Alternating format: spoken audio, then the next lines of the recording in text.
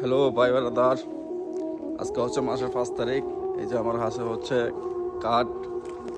তো salary already চলে আসছে, কিন্তু এই স্যালারি এই রেমিটেন্স দেশে যাবে না।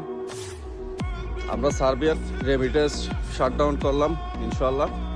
এখনো পর্যন্ত সার্বিয়া থেকে কেউ বলে নাই, আমি বলতেছি প্রথমবার। আজকে থেকে সার্বিয়ার যে রেমিটেন্স দেশে যাবে না, বৈধ চ্যানেল হোক অবৈধ চ্যানেল, কোনো চ্যানেল দিয়ে রেমিটেন্স যাবে না ইনশাল্লাহ। রেমিটেন্স শাটডাউন করলাম। এবং এয়ারফোর্টের যেই এগুলা যদি আপনারা অবিলম্বে এগুলো যদি সমাধান না করেন এবং কোনো ধরনের রেমিটেন্স যাবে না ইনশাল্লাহ। আর আমাদের যে দাবি দাবাগুলো আছে সবগুলো যদি মানিয়ে নেওয়া না হয়, তাহলে আমরা যারা সার্বিয়ান প্রবাসী আছি আমরা অ্যাকশন নিব ইনশাল্লাহ। আশা করি সার্বিয়ান যে প্রবাসী ভাইরা আছেন সবাই আমার পক্ষে থাকবে।